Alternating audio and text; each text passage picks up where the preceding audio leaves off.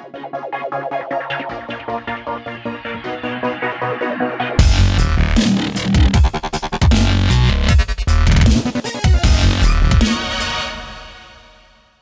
this is Music Tech Help Guy. Welcome to this Logic Pro 10 video tutorial on creating sort of an ambient atmosphere group of synthesizers using Alchemy and EXS24. So the goal here is to create something that's very ambient, very soundscapey, something that you might use, say, in a I don't know, a video game soundtrack or a film soundtrack or TV soundtrack. Just something that's just some really dark, sort of spacey ambient background music. And the way we're going to do that is we're going to basically use 3 stock settings from Alchemy. Actually, we're just going to use 2 samples from Alchemy and 2 stock settings within the EXS24, and then we're just going to apply, you know, different types of sound design to it, including delays, and we're going to use the delay designer a bit and space designer, as well as a few other things to sort of sculpt that sound the way we want it. So I'm going to first start with Alchemy up here on my first instrument. So let me just load Alchemy. Alchemy tends to load a little slow, so we'll just take a moment here to wait for it. And we're not going to use one of the stock patches. We're going to clear this patch, and we're going to use a setting. Well, actually, we're going to build a setting in our first source here. We're going to say import audio, and this is going to be based off of the Alchemy factory samples. So I'll go to strings, go to real strings, and group pizzicato. So just these 2 sort of plucked violin tones.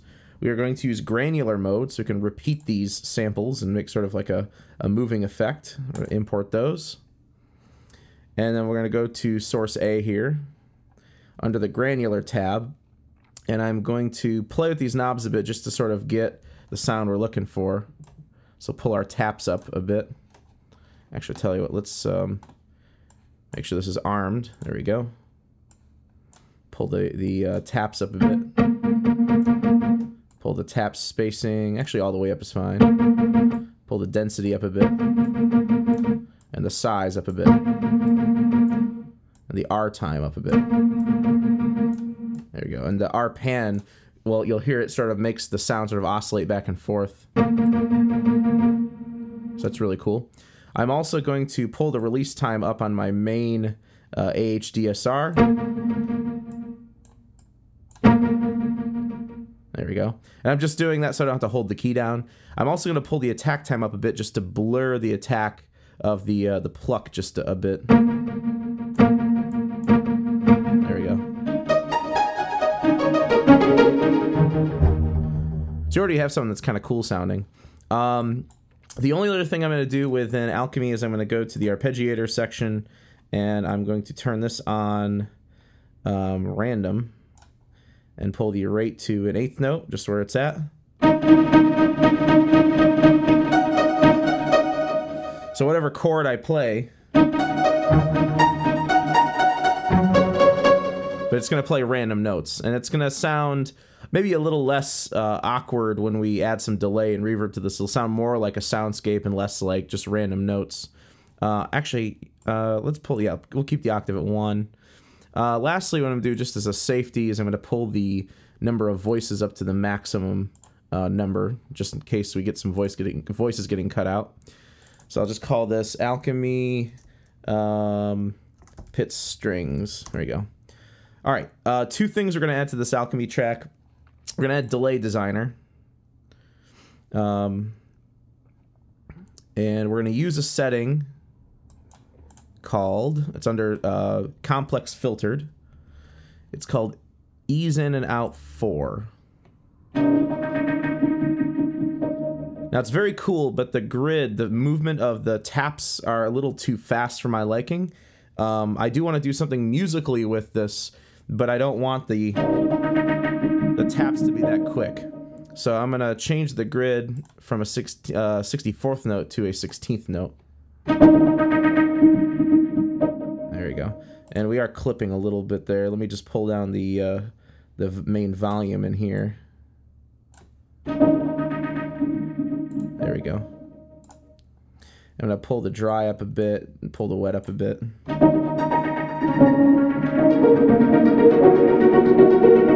So that's what happens when I play a chord now. And let's make this even more ambient by throwing Space Designer on there. And the setting we're going to use here, it's under large spaces, warped spaces. We're going to use one called Deep Space. We're still clipping just a little bit, so I'm going to go back to the root plugin, the synth here, and pull that down a bit. There we go. I am going to pull the dry signal down a touch. So if I just play some chords, this is what we have now.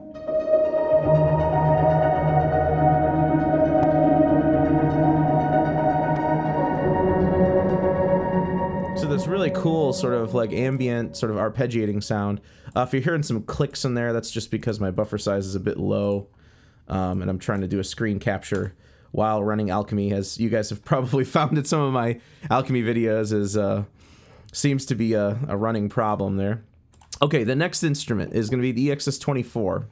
So throw the EXS24 on there, in stereo. We are going to load one of the stock settings. You just click right here, and you go to Factory, and we're going to go to Synthesizers, Synth Strings, and we're going to use the one called Matrix 12 Strings. It's just a sort of a stock synth string patch. First things first, I'm going to turn off the LFO here completely. I'm going to pull the cutoff frequency down quite a bit to filter it out a bit. There we go. And maybe a little bit more. There we go. Now it's a bit mid-rangey. What I want is I want the high end cut out, but I want more of the mid-range to come out as well. So I'm going to load up on the insert here. I'm going to load up the channel EQ, and we're going to sort of notch out some middle frequencies. But I'm also going to boost some of the low mids, and I'm also going to scoop out a bit more highs. And let's just go ahead and boost sort of like the mid highs. It's this mid band here is what I want to take out. There we go. Then next thing we're going to do is we're going to throw the pitch shift plugin on here. I like using the pitch shifter to bump things up or layer things in octaves. If you put this on 12 semitones, you're going up an octave. As opposed to just playing two notes, when you actually do a pitch shift, it actually affects the tone of the instrument a bit more. It produces some artifacts from the pitch shifting, which is it's cool. Sometimes it sounds like garbage, other times it sounds good. So our mix is going to determine how much of the octave and how much of the fundamental we hear.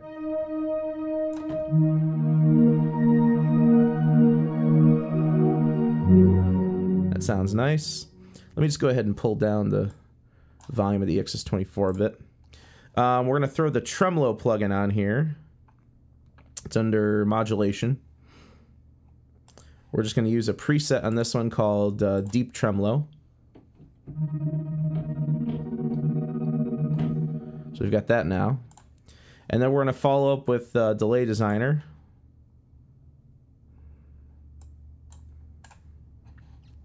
And with Delay Designer, I'm going to go back to Complex Filtered again. And I think we're going to use the Ease In and Out 4 again. I'm going to pull the dry down a bit, pull the wet up a bit. We'll change the grid to 16th note again.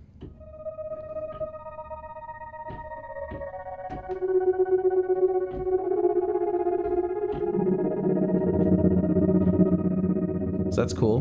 Let me try it a little slower. Let's try an 8th note.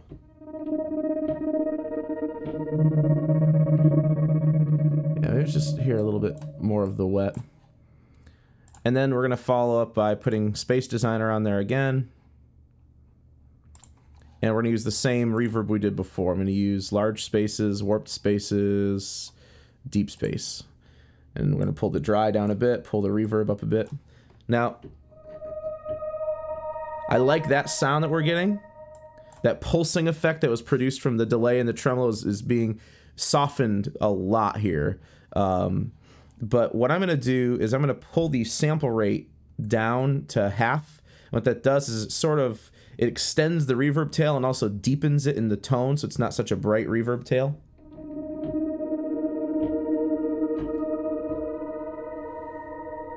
So you really kind of have to hold a note for a while to get the full tone out of it. All right, so that's it for that one. I'm just going to call this ambient strings. And then for our third instrument, it's pretty simple. We're going to load up the EXS24 again. This is going to be like a sort of like a bass-ish instrument. We're going to use one of the factory settings. It's acoustic pianos, grand piano. Now we're not really going to use the piano like a piano though. We're going to use it. I'm going to go down an octave. Almost like a bass instrument. Let me go ahead and turn this mod wheel stuff off here. We're going to throw the channel EQ on here and filter out quite a bit of the high end. I really don't want it to sound like a piano anymore. Let's boost the bass up a little bit. Scoop out the sub lows. Not too much though. Boost the mid highs or the mid lows. Scoop out the mid lows here at 200. So it sounds like almost like a bass instrument now. And then we're gonna follow up with Delay Designer again. I'll use that same setting I've been using the whole time. Under complex filtered, ease in and out, or ease in 4. There we go. We'll make this 16th note. Actually, let's go with the 64th on this one. Clipping a little bit. Let me just go to the instrument here and pull the volume down so we don't clip.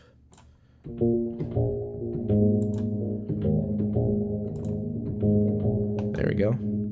And let's throw Space Designer in again. And as we've done the previous two instruments, we're going to use that exact same setting. Large spaces, warped spaces, deep space. This time we're going to bump the sample rate down twice to 1/4.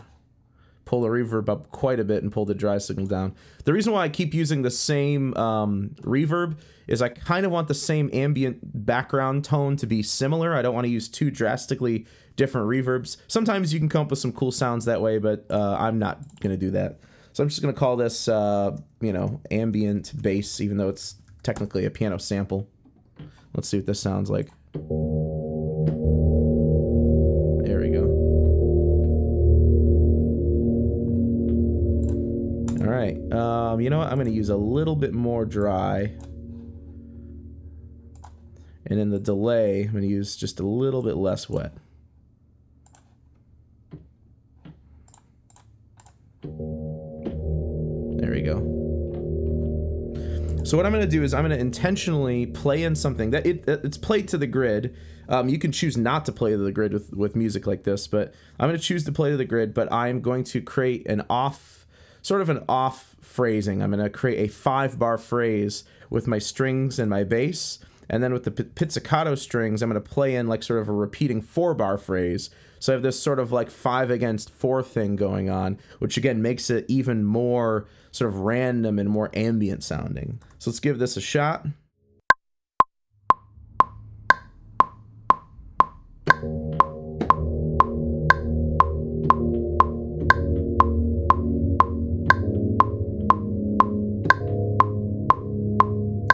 There we go. So we got this 4-bar or 5-bar idea now. Go ahead and quantize that. Looks like I need to quantize to a half note. There we go. Doesn't really matter whether well, it kind of actually, you know what, since this is a piano instrument, let me pull the reverb, or not the reverb, the release time all the way up so these notes ring a little bit longer. Let's give that a shot.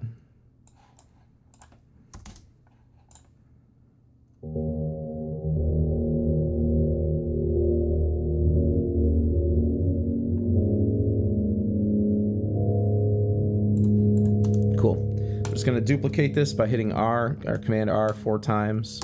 Let's try our strings. Now the strings, these are going to be sort of like our pad instrument. I'm just going to play some chords on top of this piano idea. Just sort of stick within my key pretty strictly. Pretty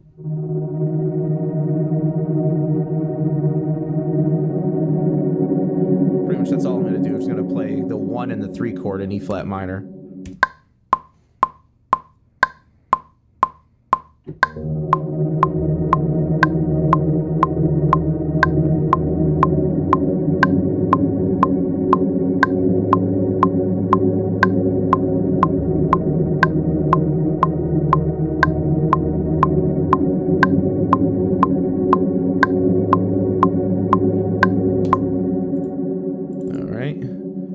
Click track is getting a little annoying, but we'll deal with it for now. Let's quantize this to a whole note. Not that it really matters. Let me go ahead and do the old backslash, shift backslash trick to get all those notes lined up. And then I'm going to just use my marquee tool to trim that up. Hit Command R to repeat that. And then with our ambient strings, I'm going to fade them in. I'm going to use automation. I'm going to hit A. Just to pull up automation. We're going to fade in that first set of chords, just like so. And the bass also will sort of fade in, but not quite as drastically. Sort of like that. And let's try our little pizzicato idea here. I'm basically going to play the same 4-bar idea this time. It'll go...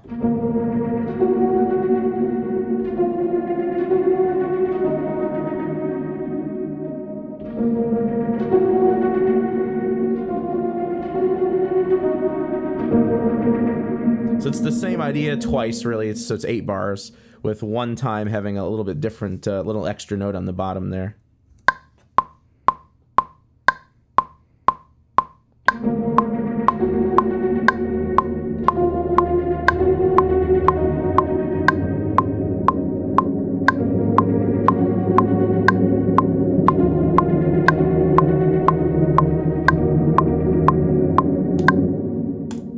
There we go. So I get this 8-bar idea, and I'm going to quantize that too. Looks like a half note again. There we go. And let's repeat that. And I'm just going to align this at the end, because we don't want the idea to immediately come in. And then we'll fade in this idea a bit as well. Oh, there we go. I'm going to turn my track automation on. There we go. Fade that in, but not quite as much. All right, so now without our metronome in there, let's hear what our little soundscape sounds like.